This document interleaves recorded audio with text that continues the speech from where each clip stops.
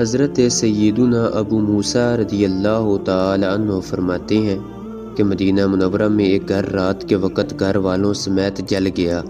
جب یہ واقعہ رسول اللہ صلی اللہ علیہ وآلہ وسلم کی خدمت میں ذکر کیا گیا تو ارشاد فرمایا، یہ آگ تمہاری دشمن ہے،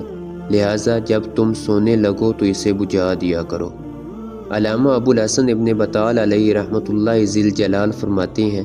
علامہ طبری علیہ رحمۃ اللہ القوی نے فرمایا، جو شخص گھر میں اکیلا ہو اور سونے کا ارادہ کرے اور گھر میں آگ یا چراغ جل رہا ہو تو اس پر لازم ہے کہ اس آگ یا چراغ کو بجھائے بغیر نہ سوئے، یا پھر ایسی جگہ رکھ دے جہاں اس کے ضرر سے محفوظ رہے۔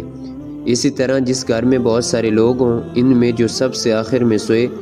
وہ ان احتیاطی تدابیر پر عمل کرے۔ اگر اس نے اس معاملے میں کوتاہی کی اور اس کی جان یا مال کو کوئی نقصان پہنچا تو یہ حضور نبی کریم رؤوف الرحیم صلی اللہ علیہ وآلہ وسلم کی وصیت کی مخالفت کرنے کا نتیجہ ہوگا اور وہ ادب کو ترک کرنے والا ہوگا۔